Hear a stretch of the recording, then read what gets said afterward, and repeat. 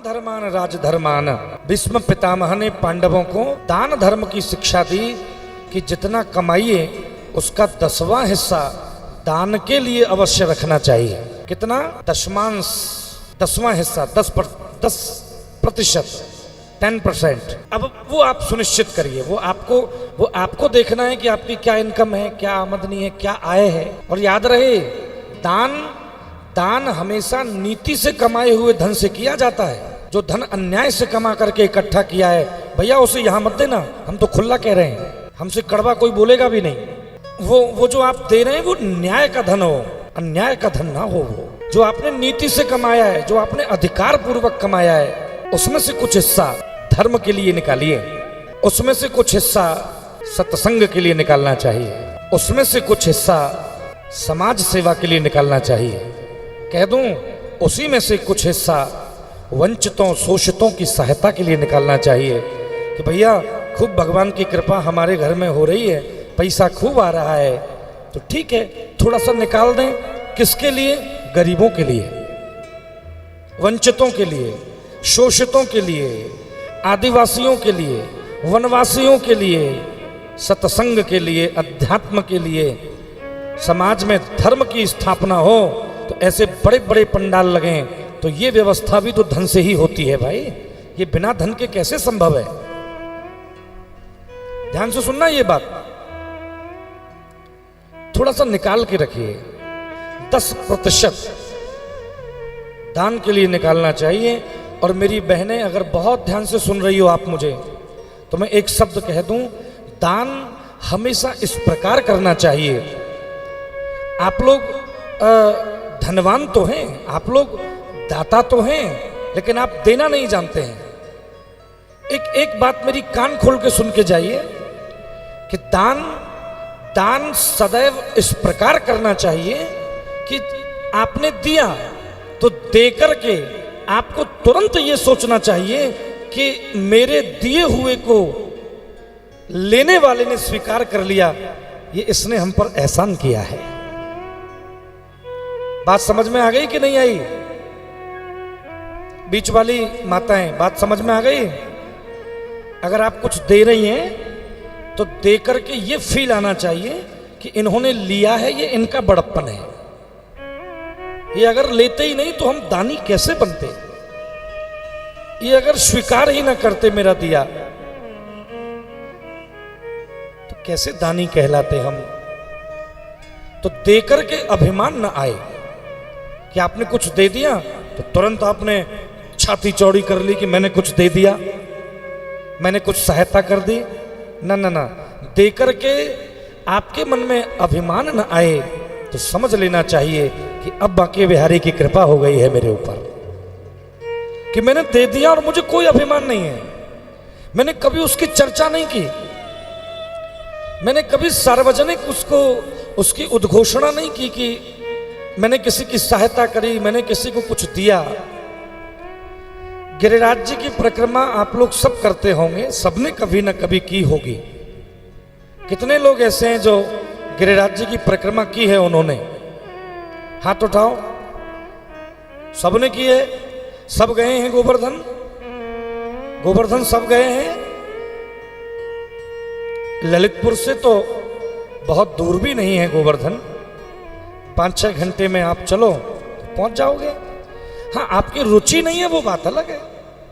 आप यदि रुचि नहीं है तो आप फिर बहाने बनाओगे कि नहीं ऐसा हो रहा है, ऐसा हो रहा है, यहां जाना है। बाप, मैं डांट के कहता हूं कि आपकी रुचि नहीं है, और अपनी रुचि को आप बहानों से ढक लेते हैं कि महाराज जी कभी टाइम नहीं मिलता, कभी पता नहीं महाराज जी समय नहीं मिलता। एक हमारे आयोजक हैं श्री तामिया जी, साल में 4 बार होके आ जाते हैं, 4 बार होके आ जाते हैं। आप लोगों पर आपकी रुचि नहीं है धाम के प्रति, गुरुजनों के प्रति। तो आपके पास काम भी बहुत है भाई, आप व्यस्त भी हैं। और जिनकी रुचि है उनके पास कोई काम नहीं है, वो तो भाग पड़ते हैं, दौड़ पड़ते हैं कि चलो छोड़ो सारे कामों को, सारे काम तो बाद में भी निपटा लेंगे, चलो धाम का सेवन करें, कुछ दिन तीर्थ का सेवन करें, कुछ दिन गुरुओं का सेवन करें, बहाना मत बनाइए। ईश्वर के प्रति, धर्म के प्रति बहानेबाजी मत करिए। आप इतने चतुर नहीं हैं जितना समझ रहे हैं अपने आप को। आप इतने चालाक नहीं हैं, आप कुछ नहीं हैं। याद रहे, धर्म की जब बात आए, गुरुजनों की और सत्संग की, तीर्थ यात्रा की जब बात आए, तो अपना प्रयास जरूर करना चाहिए कि नहीं, एक मौका मिला है कथा में जाने का, एक मौका मिला है सत्संग में जाने का, एक मौका मिला है वृंदावन जाने का, तो मैं अपनी पूरी ताकत झोंक दूं इसमें, मेरा प्लान कैंसिल ना हो जाए, मेरी योजना कैंसिल ना हो जाए। जितना महत्व बांके बिहारी की कृपा का है, उतना ही महत्व आपके प्रयत्न का भी है। एक आदमी हमसे कह रहा था कि महाराज जी, ठाकुर जी बुला ही नहीं रहे, भगवान बुला ही नहीं रहे तो कैसे जाएं, बांके बिहारी बुला ही नहीं रहे। तो मैंने उसका हाथ पकड़ा खींच करके, मैंने कहा ये बता कि बांके बिहारी का तेरे घर में साक्षात प्रकट होके तुझे बुलाने आएगा क्या? और क्यों बुलाने आए वो तुमको? नहीं, तुमने ऐसा क्या कर्म कर दिया है कि बांके बिहारी तुम्हें बुलाने आए? मैं आपसे पूछना चाहता हूं, ऐसा कौन सा कर्म कर दिया है कि वो आए तुम्हें बुलाने? माफ करिए, आप बुलाने पर जाएंगे तो व्यवहार, और जब बिना बुलाए किसी के पास जाएंगे तो तुम्हारा प्यार, तुम्हारा प्रेम, कि हे गोविंद, तुम हमें बुलाओगे तो भी आएंगे और तुम हमें नहीं बुलाओगे तो भी हम आएंगे, क्योंकि प्रेम करते हैं तुमसे, हमारा प्यार है तुमसे। जाइए, दौड़िए, भागिए और ऐसे दीजिए। मैं ये कह रहा था कि गोवर्धन की परिक्रमा में आपने देखा होगा कि वहाँ जो भिक्षुक हैं, वहाँ जो भिखारी हैं, तो मैं कुछ लोगों को देखता हूँ, एक एक रुपये का सिक्का उनकी तरफ ऐसे उछालते हैं, ऐसे उछालते हैं। मैंने आंखों से देखा है ये। 1 रुपया फेंक दिया भिखारी की तरफ, भिक्षुक की तरफ।